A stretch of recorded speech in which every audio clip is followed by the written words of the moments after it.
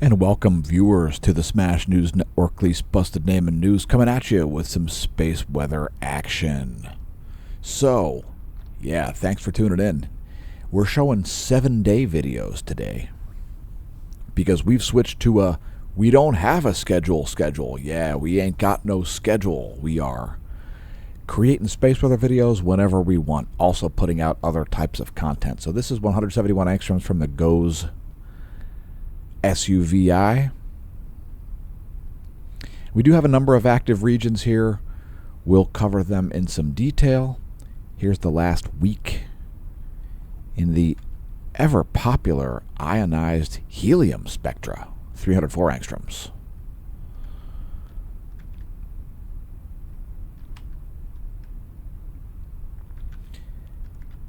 Anyway, let's talk some space weather stats here.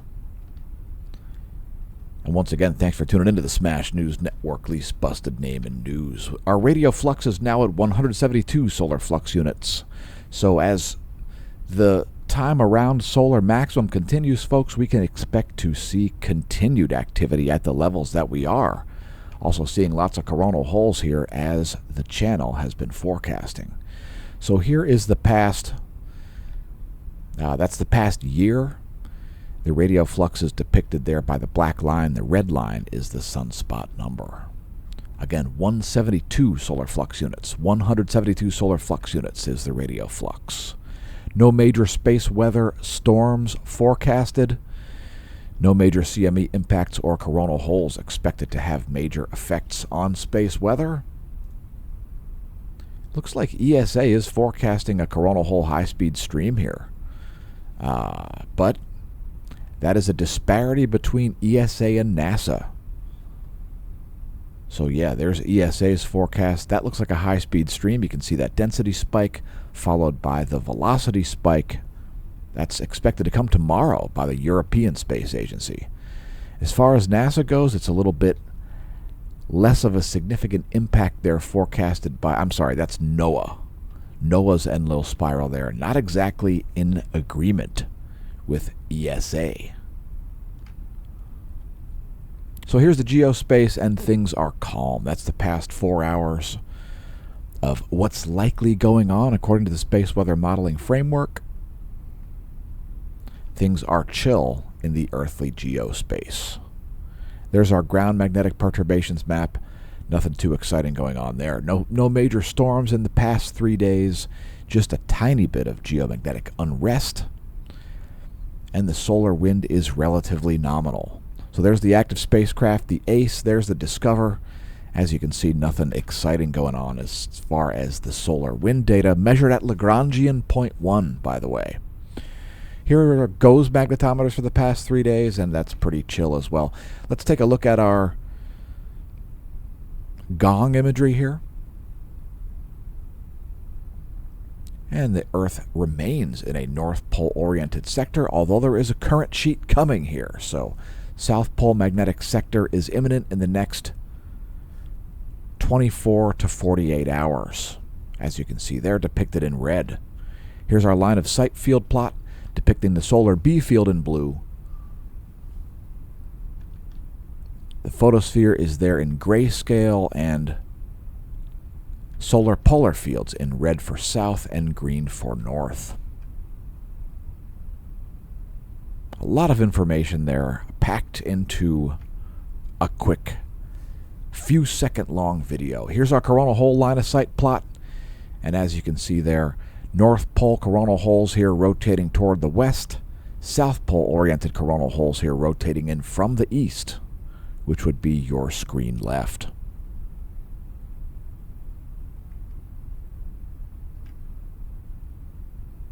So here are coronal holes over the past couple of hours there. That's the GOES 16 SUVI 195 angstroms wavelength. You can see those dark regions and a little bit of activity there in the northeastern central portion of the solar disk. Not any major flares, but there is a coronal mass ejection jumping off as we create the video. Sunspot number here, let's see, it's at about 100 and about 130, 131, something like that is the sunspot number. Again, the radial flux now 172. Here's our gong magnetogram. And these sunspots aren't super magnetically complex, although if you draw vertical lines between the magnetic fields, if you see two different fields within that vertical line, that's usually a good sign if you're hoping for things like solar flares. There's our gong intensitygram. That's the magnetogram. There is the intensitygram. And right now, the most active sunspot is that northern group. You can see it has grown a little bit in the past couple of days. Here's our flare probability scoreboard. And I'm just going to skip that and move on to some more stats here. Proton flux flatlined. And since we've been showing 1 week videos, there is the X-ray flux over the past week, and you can see quite a few M-class flares there. 1, 2, 3, 4, 5, 6, 7, quite a bit, like a dozen M-class flares there in the past 7 days, and 1 X-class event. And by the way, the reason we're showing the GOES data here instead of the SDO data is because there was a cooling hose leak in the SDO server room, and that caused flooding and systems were damaged, and you can expect the SDO to be down for the remainder of the year. So there's the past week that's the GOES 195 angstroms wavelength, the same wavelength we were just showing. Coronal holes visible there in that wavelength, and here is the 131 angstroms. This species of ionized iron is good at showing solar flare activity.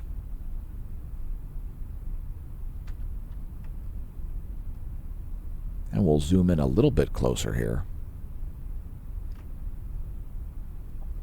There's a close-up of the equatorial view.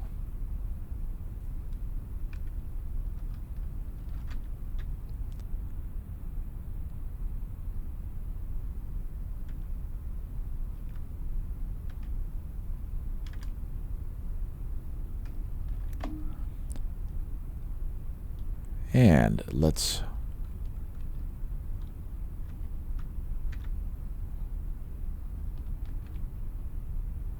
once again, there are the past 7 days of X-ray activity measured by the GOES 16 and the GOES 18. Now, planetary positions aren't space weather. Planetary positions are not space weather. However, here are the next 7 days. Here's a 7-day forecast for the solar system. That's where Earth will be on the 18th. Here's what's going on overhead at our location. By the way, this is from skyandtelescope.org if you want to make your own star chart. We are located in Lehigh Valley, Pennsylvania. Continuing on to our astronomy photo of the day, this is pretty spectacular. Centaurus A, the massive galaxy with a supermassive radio source at its core, is emitting this huge jet here that you can see. Now, this is a composite taken over 10 years in visible light with a homemade telescope from Australia.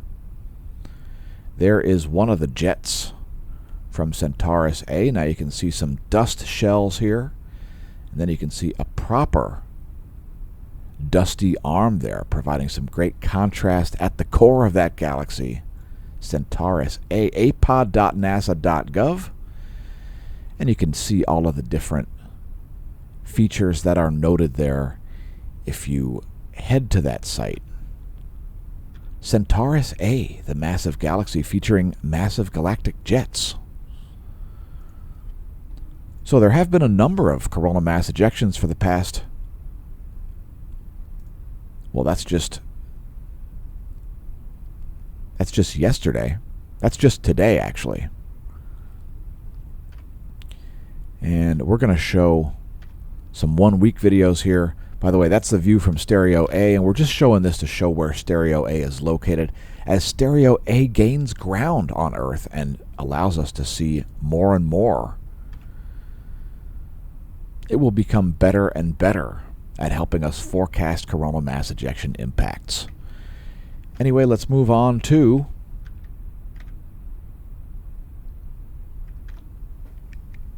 here's the past week featuring the lovely Goes SUVI 304 angstroms wavelength and the Lasco C2. So quite a bunch of CMEs there. Coronal mass ejections not earthly directed. At least none yet showing up on the forecasts. Here's a little farther zoomed out view.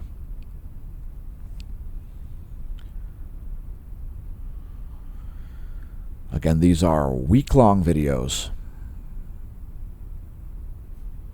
Some action happening for the past week. Next, let's talk filaments, and we've certainly got some massive ones. Check out the huge dark absorption features shown there on that gong imagery from Cerro Tololo, Chile. Huge plasma filaments, some of them oriented right toward the Earth right now. So those could turn into CMEs. Fingers crossed for that. There's the grayscale imagery. We show that because it shows prominences, which is just simply a filament that's hanging off the edge of the disk.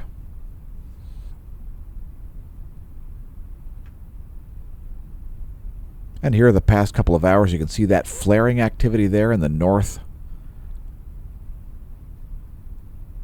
as well as a coronal mass ejection. You can see a little bit of darkening happening there around that activity. That is a CME, coronal mass ejection, when solar plasma is ejected into the greater solar system. So that is likely to be showing up later in the day. Is it likely to be earthly directed? Well, not based on what we're seeing there, but that one could have earthly directed components. Fingers crossed for that. It is tough to tell when an object is coming right at you when there is very little contrast. So anyway, by the way, countdown to the winter solstice is where we'll basically close this thing out. Only 9 days until the darkest day of the year. Of course, these are the darkest 18 days of the year. The darkest days of the year, folks. So, anyway, moving right along here, we're going to close this thing out. By the way, don't forget to visit the links below the video. Press like and subscribe if you are new to the channel. One of the links you can find down there is our Redbubble shop. So perhaps pick up some merch, some great gift ideas there for you. Yes. Note that the designs do not necessarily reflect the views and opinions of the Smash News Network, least busted name in news. You can also find our shop on Amazon. That's also linked below the video. Amazon.com/shop/Smashomash. Make sure you follow us on Twitter X. If you don't already, that is where most of the action happens on social media, but we are also on Facebook and Instagram. So if you want some more content, those are the places to find it. Let's close out the video with, how about the 1 week video of 195 angstroms? Yeah, that's where we'll close things out. Thanks for tuning in, folks, to the world's most comprehensive space weather content. We'll see you soon. In the meantime, I'll have been your host, Dan, a.k.a. Smashomash, signing off. And until next time, may that solar wind be at your back.